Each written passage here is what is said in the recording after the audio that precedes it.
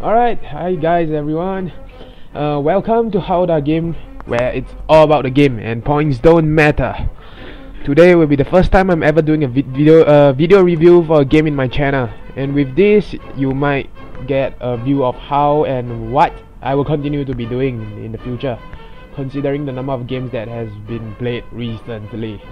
Now, over here in How the Game Reviews, I will tell you guys what I think of the game itself, explain its mechanics to the best of my abilities, and finally tell you why you should get it or why you shouldn't get it. That is the final and only goal of the reviews. So I hope you guys enjoy the video, and if you think the game sounds good, do go ahead and grab a copy of it. So without further ado, first game over here we have is Godzilla. Man, I'm really glad to own this game, and to be a long-time fan of Godzilla series. As a gamer who have played many genres, I've never really been impressed by old Godzilla games much. Right? Honestly, they were more than just mediocre. It tends to just be very fun after a while, but it has always been about monsters trashing each other in a battle royale arena. So for this how this turned out, I really have to applaud Bandai for this one. And like, wow, mom, guys, you actually managed to bring the feel of my long lost Godzilla friend back. And it's like I saw my childhood flash before my eyes, I'm telling you. Like, in this video game, I saw my childhood play itself before me, like a flashback, like how I always wanted a Godzilla game to be like. And this is what makes it awesome.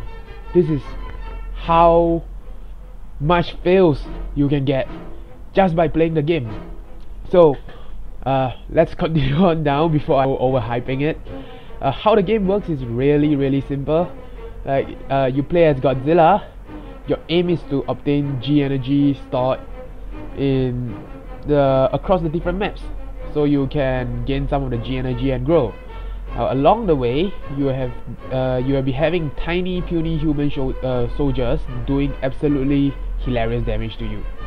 Right, technically they don't do anything, and for this you can lovingly feel on your controller's vibration, because every time they shoot you, you can feel it, but you don't take any damage, so it doesn't really matter. And as with every other Godzilla I know of, it's always been Godzilla beating up, crashing, stomping the crap out of our tanks, our planes, and everything else, because nothing really works. It's always been Godzilla 100, humans 0. And guess what? Okay, maybe humans 1, sorry. And guess what? It's exactly like old memories. Alright, so defeating the armies and destroying adds to the destruction meter, which in turn make the human calls in more and more weapons and military power that slowly does damage to you and may build up and kill you if you're not careful. Don't ask me why the humans don't just throw every weapon they have at a giant monster, but that's what happens in the movies. They tend to bring out their tanks first, their planes first, and then they start getting desperate and throw everything at them after a few years. Now it takes time to develop. That's what the story is like, I guess. To be honest, I am really glad they got that feel just right and right on point. You know, together with the destruction meter along destruction mode, you get to collect G energy the more enemies and generators you destroy. So it works this way: more destruction translates to more enemies, which in turn translates to more G energy. Then it leads to a bigger and better Godzilla, which finally ends with more destruction and bosses. A simple but a perfect loop, because all you do is destroying stuff. Yeah, it's a perfect circle of how Godzilla works. Destroy, grow, destroy. Yeah, you wanna have fun like that? Man, this game did it alright.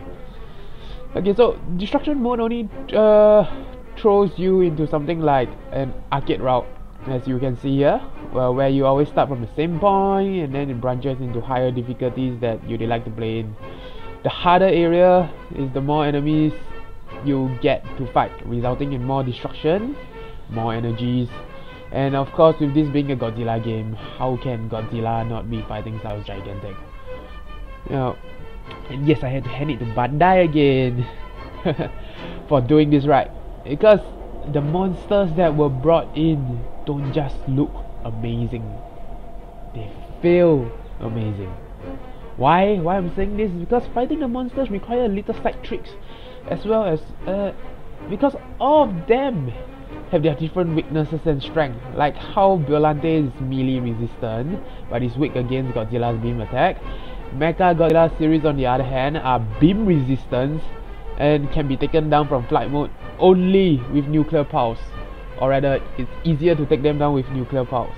And more often than not, you actually relieve how Godzilla fights certain monsters, like King Ghidorah, my favorite nemesis monster of all time. He can fly, he has no particular weakness, his beam attacks covers everywhere, and the only way to get in is to do the pulse attack when he's in flight, so that you can make him fall, and then attack him when Ghidorah is grounded. All these little tricks you will discover with every different enemy, and it makes the game fun because it makes you think, not just blindly mashing at the game or blindly mashing at the monsters and hoping things work. So, and next, say that killing monsters, alright, how it goes is killing monsters will will you their parts and rewards. Just like in many other games, these rewards will then allow you to unlock more of Godzilla's inherent skills in evolution, making Godzilla faster, more maneuverable, stronger or faster beam attacks, which in turn allows you to do destruction combos at a much greater and constant pace, which then nets you more G energy and gives you more score. And then you can be bigger, stronger, and then finally unlock more stuff within the game itself. Now, the way things work, you simply keep playing destruction mode over and over, or King of Monsters over and over, and fight all the monsters that appears in the missions, gather their parts, upgrade Godzilla, rinse and repeat over and over and over. And Godzilla will one day reach level 22, that's a level cap I believe, and you will get all the skills that he has. You can swap some skills in between it, but more than that, you get stronger beams and all that. You will be able to continue your chain of destruction for the longest time ever, but that also requires smart play. I will leave that to you to discover how it's, or you can take a look at the videos and try to understand how it works. Now, replay value is considerably good even with its simple system, because when I say that, it means that replay value will be really awesome for people who really likes Godzilla. It offers an addictive destruction mode where you can just do as much destruction as you want in the game itself over and over, and in turn unlock more parts to upgrade Godzilla so that you can destroy things better and faster in the later replays. Last but not least, there is a short simple story for destruction mode, so depending on the path you take and the final score you get, you'll be fighting different monsters at the end, ranging from Super Mecha Godzilla, and we've got Kiryu Mark III, Super X1, Super X2 and X3. You just keep constantly replaying to finally unlock all the things that are available in the game, or just simply to collect everything you can to play with them in a rather interesting but fully fan and cosmetic Doriyama mode. Now, and for that added bonus, Diorama mode allows you to put your favorite giant monsters in a variety of different poses, so you can take good, awesome pictures of them from all different angles. I've had quite a bit of fun with this, but I suppose it wears out after a while. Although to be honest, the idea is novelty, and I really like it just for that idea itself. I'll be glad if this stays when another game comes, which I'm betting it will because of how much potential the game has. Now, personally, I'm happy with the graphics and music in general, probably because I'm a fan of Godzilla to begin with. Overall, I felt the gameplay was addictive for me, repetitive after a while, but I still have my good fun playing over and over for hours just for the unlockables. The idea itself is novelty, and I think the developers really outdid themselves this time with this Godzilla game in ages. Of course, I'm looking for more improvements in the later installment. I'd like to see more monsters playable, yes. I would love to play King Ghidorah, King Caesar, Angora, I mean every other monster I've seen here, not just Godzilla. And I want them to be able to play destruction mode, duking it out, although they might not have a story or such, but it would be fun to be able to destroy things using different monsters and fighting Godzilla themselves. Yeah.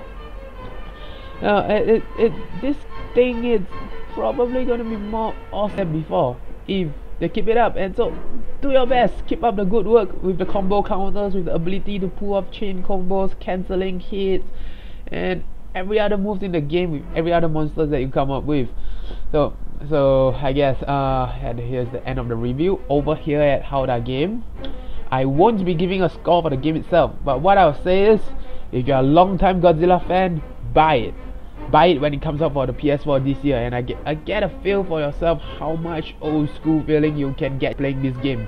And as for the people who ain't a Godzilla fan, it will most likely end up repetitive, bland after a while. But don't let me determine whether or not you will want it, because I've explained the game in the best of my abilities. Judge for yourself and enjoy the destruction.